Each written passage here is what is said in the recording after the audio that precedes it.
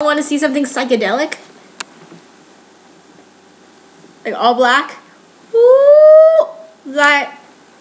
All black. Woo! Light. That was my little intro for y'all. Just saying. This is Tiffany L, and I've decided that I'm gonna do a what's good today because honestly I don't think I've done a what's good in a really long time. And what's good today is not my hair or my face because it isn't just not looking very good right now. Duck face. Anyways, just a little update in case y'all care, which would be nice if you did because it was not good. I kind of accidentally my car, I don't know what you say. Anyways, I got it fixed this morning and my friend had to drive me to an alleyway to pick up my car, and she was really sketched out. Whatever, yeah, so I got my car back today, so that's awesome. I drove home. It was really cool. My friend got promposed today. If you guys don't know what that is, we are seniors, so what basically happens is that the guy proposes a girl usually, and it's like, oh, I feel like I'm shrugging. So the guy usually proposes the girl, and it's basically like, hey, do you want to go to prom with me, but in a cute way. So my friend got proposed today, and it was really cute. He wore like a pink shirt and then like a little bow tie, and then had flowers, and was like really nervous and was like, Christine, will you go to prom with me? And then she was like, yeah, and she was like I love her. She's like so pretty though. She's like my prettiest friend in the whole world. She's definitely the prettiest girl that I know. Like in real life, she's definitely the prettiest girl that I know. I'll probably insert a picture. Yeah. Anyways, so basically that's what's good to me today, but in other news, what's good in the world, you may ask, is February 28th, 2011, and yesterday was the Oscars. So basically, everybody knew about the Oscars. It was like, who's gonna win? The King's Speech and Black Swan and The Social Network, and those were the big ones, and then maybe Fighter. And The King's Speech actually got 4 Oscars. 4. And then Black Swan with Natalie Portman. She looks so gorgeous. Don't you guys think she looked gorgeous? She was wearing like this really pretty like purple dress, and then like her little baby bump. It was so pretty. Speaking of babies, okay, here in the news today was the Argentina baby stealers. What? Who are they, you may ask? Well, they're actually former Argentina dictators, Jorge Videla and Reynaldo Bignon attended their trial in Buenos Aires on Monday. What? So basically during the years of 1976 to 1983, they stole about 400 babies. 400 of the political prisoners. So I don't know. Like, what do you guys feel about that? I feel like that's a pretty big crime, I would say. 400 babies. I'm sorry, like not 2, not 10, 400. 400 babies. I don't even know. So one of the babies, who grown up now is 32, is Francisco, and he's like, we don't have normal lives like everyone else. We have problems that other people can't relate to. For example, when someone tells me he lied, it's just a little white lie, but I can't stand it. It's like, no shit, you were lied to for your entire life. It's like, oh my god, you're my baby, but wait, you're not, because you were stolen by some other guy and I just adopted you. Crazy. So I would understand why they would get mad. I mean, I'd get mad too. I don't know. Because it's not the same thing as an adoption, right? It's like, I stole you and I gave you to somebody else, right? I don't know. So the case has taken 14 years to reach trial. It's like, why would it take that long? Because you have 400 babies? I don't know. But, ooh, hello, hair. Took about 370 witnesses with maximum security courtroom in the capital. And basically the 2 guys that stole the babies, Videla and Bignon, have already been sentenced to life terms for other dictatorship-era crimes. But, you know, why not add 400 other crimes to your list? AKA 400 babies. In other news, in case you guys, okay, so basically there is a polygamy, like, community in Canada, in case you guys didn't know.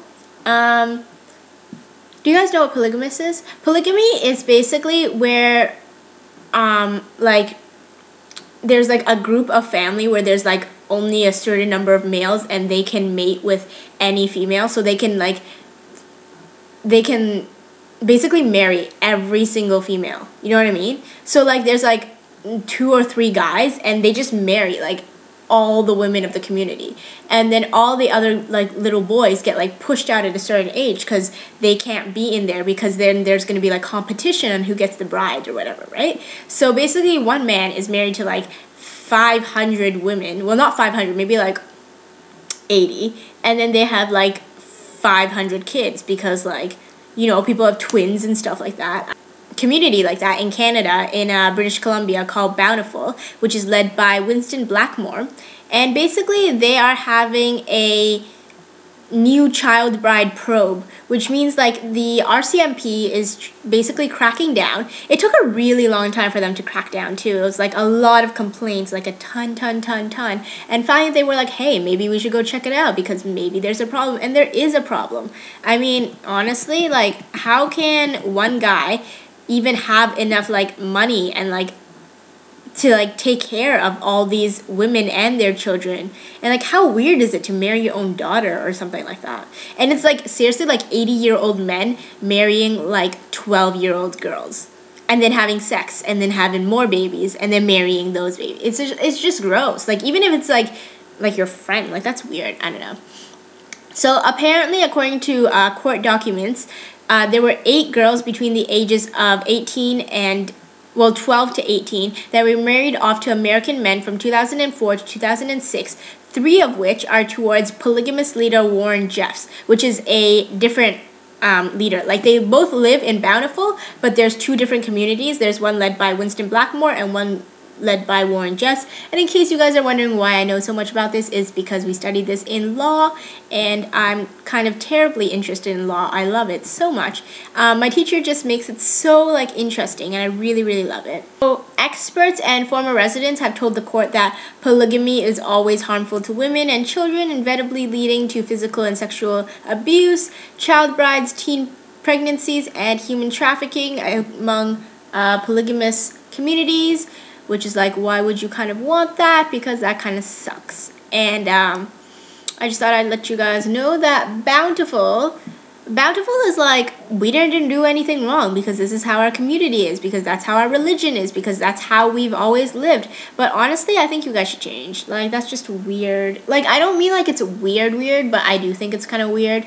And like, I know I'm gonna offend some people, but like, whatever. It's just weird to me that one guy can marry so many women, and not even that, like an old man, like an 80-year-old man can marry like a 16-year-old girl. And not only that, like they can have sex.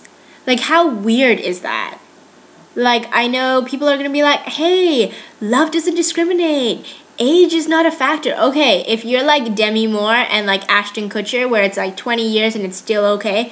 But if you're 80 and there's like a 16-year-old, that's not okay. Like, that's, what is that? That's like 50 years, I want to say. No, 50 years would be like you're 30. Oh my god, like 50 years would be when you're 30. So could you imagine if you're like 16? Like 45 years? I don't know. That's just so weird to me. Anyways, just so everybody knows, you know what they're saying? They're saying Bountiful did not create polygamy. Polygamy created Bountiful, and that's why Bountiful should continue to live, because there are people that want to continue this religion, which I'm just like, hey, no. Other less scandalous news, well, this can also be scandalous, but not as scandalous as like an 80-year-old making out with like a 16-year-old or whatever. I don't know. But this is less scandalous, but it's scandalous nonetheless because I like scandals. Maybe. I don't know. A senior is made to live in cold garage, said police. So a 68-year-old woman is in a life-threatening conditions in the hospital after her son and daughter-in-law allegedly moved her into an uninsulated garage at the northeast Toronto home for much of the winter. Do you know how cold it's been this winter? crazy cold. It's like -20 every single day except for today, which is awesomely sunny. In case you guys can't see, it's awesome. I don't even know how sunny it is, but it is awesomely sunny. And but it's windy, yo. It's like pretty windy. You stand outside, it's not as warm as you think it was, but it's really, really sunny. I don't know. Anyways, so Toronto police said Monday that the officers reported to get a call from the elderly abuse of a home near McCowing Road and Finch. I don't know if you guys know where that is. So yeah, it was this woman freezing to death in a garage adjoining the home. It's like, are you serious? You're 68 and you're like what is this? What is this? What are you, like, it's your mom. Why are you abusing your mom, first of all? She like freaking like gave birth to you, honestly. So this woman's like suffering from frostbite and stuff. And like she was not given the appropriate amount of food or anything. And apparently she's been living there since November, which is so crazy. I don't even know why. This son and daughter-in-law was charged on Friday with failing to provide for the necessities of life and criminal negligence causing bodily harm, which I think that they should be charged with something even more, because like that's just like your mom. Like, are you even serious? Like, that's just your mom. And honestly, they said that the house was like pretty big. There were several bedrooms and there was obviously plenty of room for the woman, but she was told to live in the garage, honestly. In other funny news, in Washington, D.C., there has been a study that shows that surfing porn on The Office can lead to a promotion, which I don't even know how that would flow unless you guys are like talking about someone's boobs or something. Apparently, according to the Advanced Institute of Management study, 69% of men who surf porn in the office are more likely to get promoted. Here we are, boys and girls. We have baby stealers, polygamist relationships, people that leave their mothers in the garage during the dead of winter, and surfing porn. And that, my friends, is what's good today. So that's what's good today, and I hope you guys enjoyed it. I'm super sorry that I haven't made a what's good in a really long time, but the weather's been super bad lately, so yeah, I've been waiting till there was good lighting, and it's good lighting today, so I decided to make one. Yeah, so bye y'all.